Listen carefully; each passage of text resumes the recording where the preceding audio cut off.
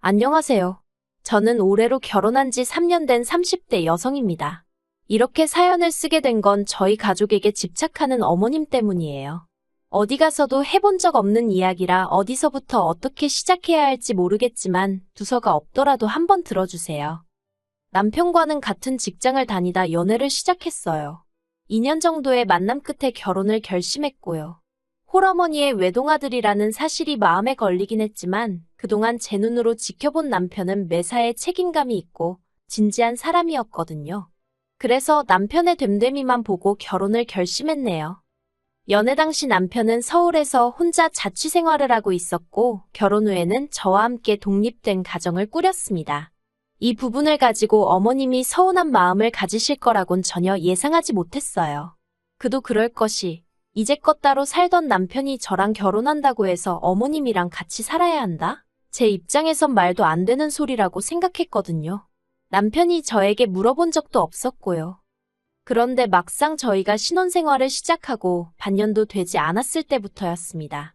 거짓말 조금 보태서 정말 매일같이 어머님은 외롭다는 이야기를 하기 시작하시대요. 만났을 때는 물론이고 전화 문자로도 쉬지 않고 말이에요. 매번 하시는 말씀이 니들은 둘이라서 좋겠다. 나는 혼자라서 외롭고 심심하고 우울하다였고 이 레파토리를 정말 귀에 딱지가 않게 들었어요. 그리고 말이 나와서 말이지만 처음부터 제가 이런 어머님의 말씀에 시큰둥하게 반응을 했던 건 아닙니다.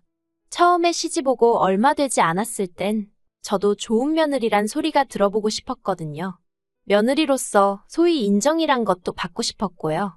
그래서 남편이 말하지 않아도 먼저 어머님한테 가자고 해서 밥도 먹고 꽃구경도 모시고 가고 그랬습니다. 하지만 그렇게 몇 달 지내면서 의도치 않게 어머님의 생활 패턴을 알게 되었는데 솔직히 황당하고 어이가 없더라고요. 알고 보니 어머님은 아버님이 돌아가시면서 남기신 유산과 남편이 매달 드리는 용돈으로 골프부터 시작해 온갖 취미 생활을 즐기며 지내고 계셨어요. 주변에 남자고 여자고 할 것 없이 사람도 많아서 모임도 많으셨지요. 어떤 면에선 젊은 저나 남편보다 더 활동적으로 지내고 계셨다니까요. 반면에 저희 친정부모님은 죽는 날까지 자식들한테 손은 안 벌리실 거라며 노후 준비까지 끝내놓으신 상황에서도 식당을 운영하고 계셨거든요. 그렇다 보니 솔직히 제 입장에선 주말에도 일하시는 친정부모님에 비하면 어머님의 생활은 천국이 따로 없다 싶었고 그래서 날이 갈수록 어머님의 외로워서 죽겠다는 앓는 소리 싫은 소리가 그저 배부른 아이의 투정처럼 들리더라고요. 하지만 남편은 아들이라 그런지 저와는 생각이 달랐습니다. 남편은 어머님이 그렇게 활동적으로 지내시는 이유가 외로움을 잊기 위해서라며 장인 장모님과는 경우가 다르다 하대요. 그리고는 급기야 제가 임신 소식을 전하고 얼마 되지 않았을 무렵 어머님하고 같이 살면 어떻겠냐고 저를 떠보더라니까요. 합가를 하면 어머님께 드리는 용돈도 안 드려도 되고 어머님이 저희 아이를 봐주실 수도 있으니 오히려 저희가 이득이라는 말도 안 되는 이유를 대면서 말이에요.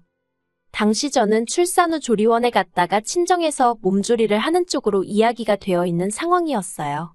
남편도 잘 알고 있었고요. 그런데도 남편이 제안이랍시고 그런 소리를 들먹이니 짜증이 얼마나 나던지요. 저는 남편더러 임신한 와이프한테 해줄 게 없어서 스트레스를 주느냐고 화를 냈습니다. 그리고는 어머님과 함께 산다고 하면 나는 더 불편하면 불편하지 편해질 이유가 없다고 아주 대놓고 싫다 했지요. 하지만 제가 그렇게 노골적으로 싫다는 의사를 밝혔음에도 불구하고 모든 일이 제가 병원에 있는 동안 번갯불에 콩 구워 먹듯 이루어졌습니다. 12시간의 진통 끝에 출산을 하고 입원실로 옮겨졌을 때였어요. 친정부모님은 사돈이 오셨으니 커피라도 사오신다며 잠시 자리를 비우신 상황이었는데 어머님이 저더러 집에 반찬은 얼마나 해놓고 나왔냐고 물으시대요. 저 없는 동안 저희 남편, 그러니까 어머님 아들이 밥을 챙겨 먹을 수 있게 해놓고 나왔냐고요.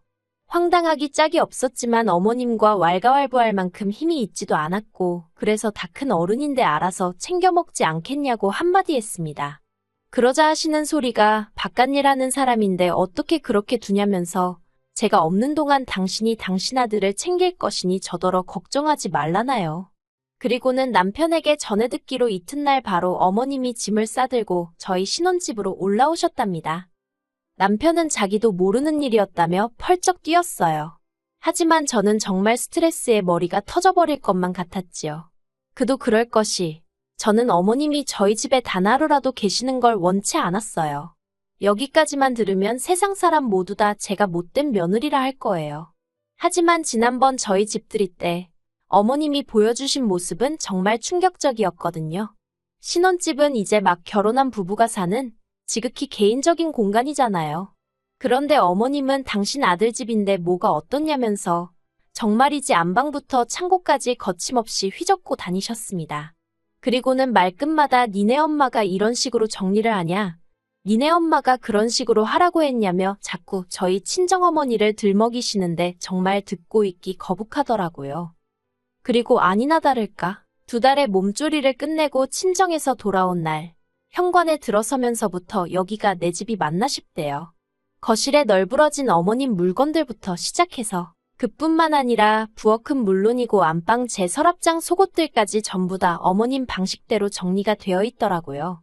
100번 양보해서 거실이고 부엌이고 어머님 손이 매일같이 닿는 곳이다 보니 당신 편한 대로 손에 익은 대로 정리해 놓으실 수 있다고 쳐요. 하지만 방주인인 저도 없는데 왜 제 속옷 서랍까지 손을 대신 건지 도통 이해할 수 없었고 너무 불쾌하더라고요. 그래서 결국 참다 못한 제가 남편에게 크게 화를 냈습니다. 어머님이 이렇게 다 뒤집어 엎으시는 동안 당신은 몰랐냐고 물었지요. 그러자 남편이 한다는 말이 어머님이 원래 정리정돈에 일가견이 있으시다나요.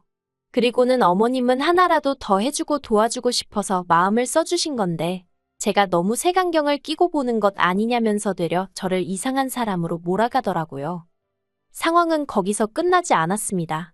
어머님 말씀대로면 제가 왔으니 더 이상 어머님 아들 그러니까 저희 남편 식사 걱정은 안 하셔도 됐잖아요.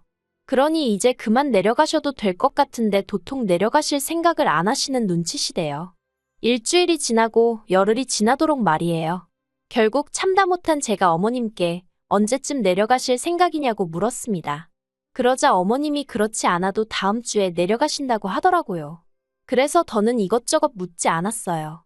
어쨌든 이제 내려가신다고 하니 가시기 전까지 별탈 없이 이상한 말 나오지 않게 지금까지 해온 것처럼 잘해드리자. 그런 생각만 했지요. 그런데 어머님이 내려가시는 당일 아침부터 애 보느라 저는 정신이 하나도 없었거든요.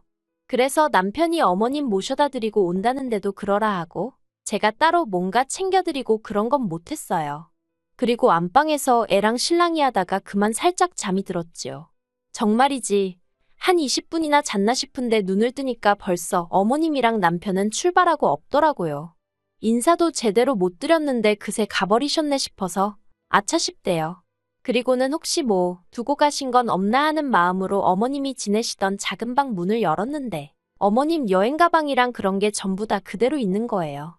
설마 싶어서 여행 가방을 열어보니 어머님 옷도 그대로 있고요. 하다못해 화장실에 칫솔까지 그대로였지요. 당황한 제가 남편에게 전화를 했어요. 그런데 남편이 전화를 안 받더라고요. 그리고 몇 시간 후 어머님을 모셔다 드린 남편이 집으로 돌아왔습니다. 제가 어머님이 왜 짐을 다 두고 가신 거냐고 설마 다시 오시는 거냐 물었네요. 그러자 남편이 우물쭈물하더니 기껏 한다는 소리가 어머님이 계셔서 자기가 너무 좋았대요. 모처럼 어머님이 해주시는 밥 먹고 출근하니까 힘도 솟고 일에 능률이 오르는 것 같았다나요.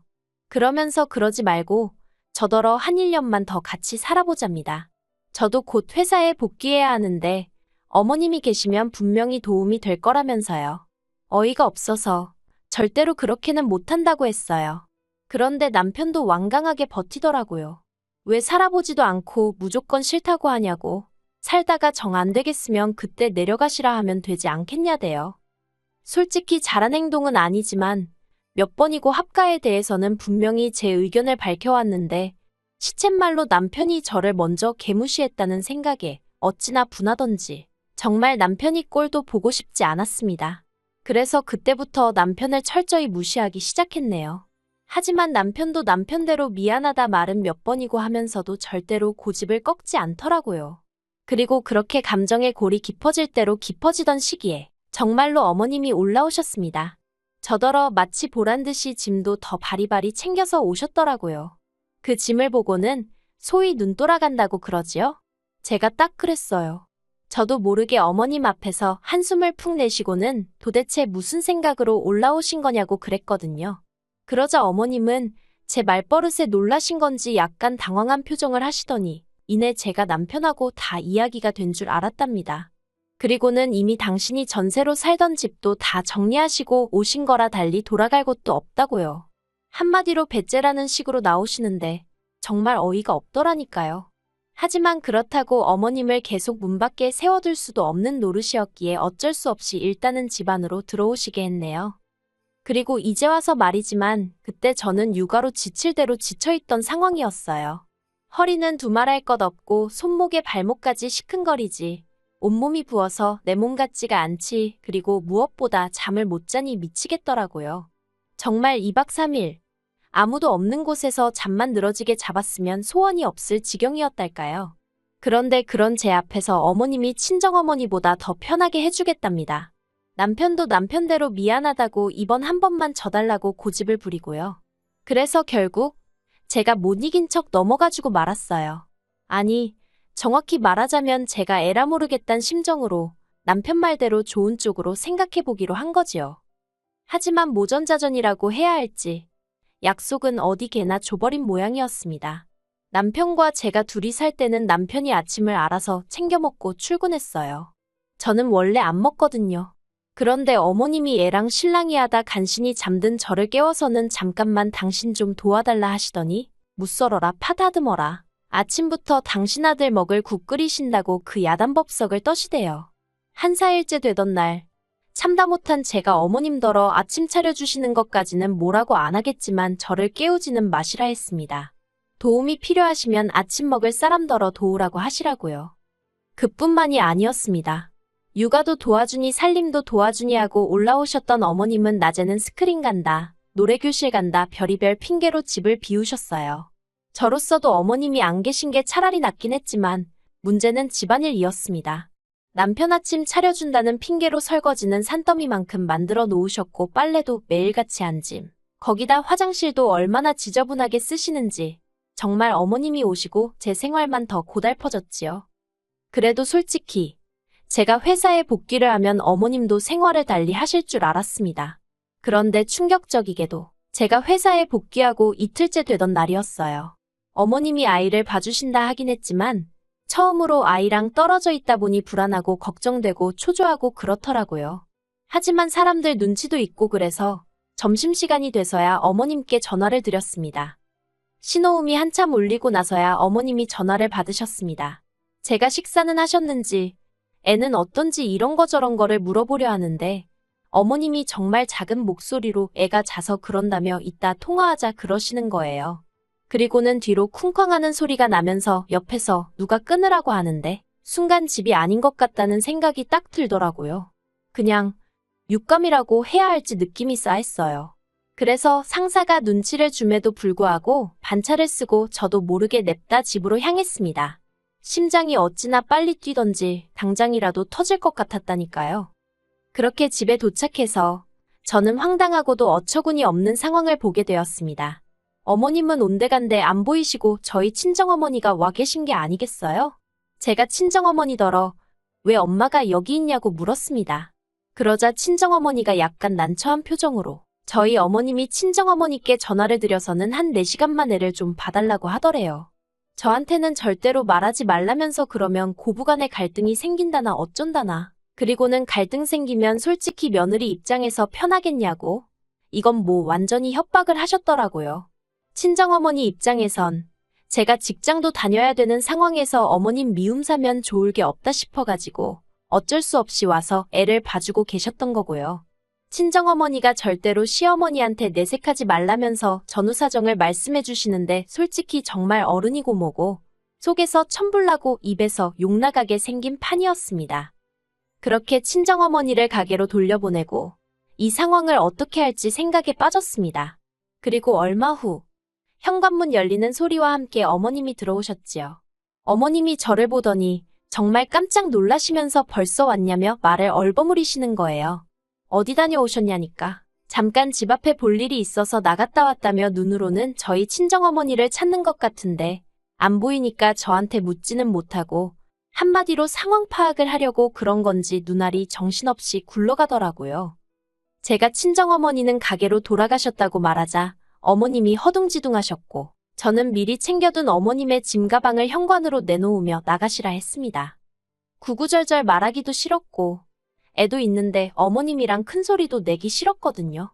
그래서 그냥 나가시라 했어요. 근처 호텔로 가시던지 고향으로 내려가시던지 그건 저도 모르겠고 일단 이 집에는 더는 못 계신다고요.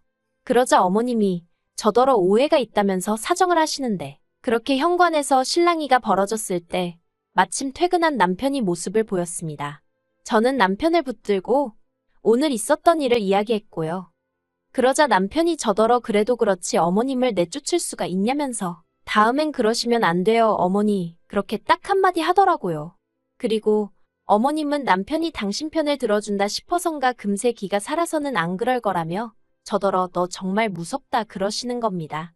황당하고 어이없고 그래서 제가 제 짐을 챙겼어요. 그리고는 어머님 저희 집에 육아랑 살림 도와주러 오셨다고 했으니 애는 두고 간다며 저 혼자 친정으로 향했어요. 남편도 아이한테는 껌뻑 죽는 편이라서 애랑 떨어지는 게 마음은 아팠지만 제 나름대로 초강수를 둔 거예요. 그리고 정말 일주일이나 지났을까요? 자초지종을 다 알게 되신 친정부모님도 그런 경우 없는 집구석이 있냐면서 애 주고 이혼해버리라 하시는 때였습니다. 그런데 남편이 저희 친정으로 찾아왔어요. 한마디로 자기가 다 잘못했다. 애한테는 엄마가 자기한테는 아내가 필요하다 돌아와달라. 뭐 그런 이야기였지요. 어머님도 내려가시게 하겠다고요. 남편은 저희 친정부모님 앞에 무릎 꿇고 앉아서 2시간 가까이 찍소리도 못하고 욕을 있는 대로 먹었습니다. 남편은 죄송하다고 몇 번이고 머리를 조아릴 뿐이었어요. 그래서 마지막 기회를 준다 생각하고 결국 제가 집으로 돌아갔습니다.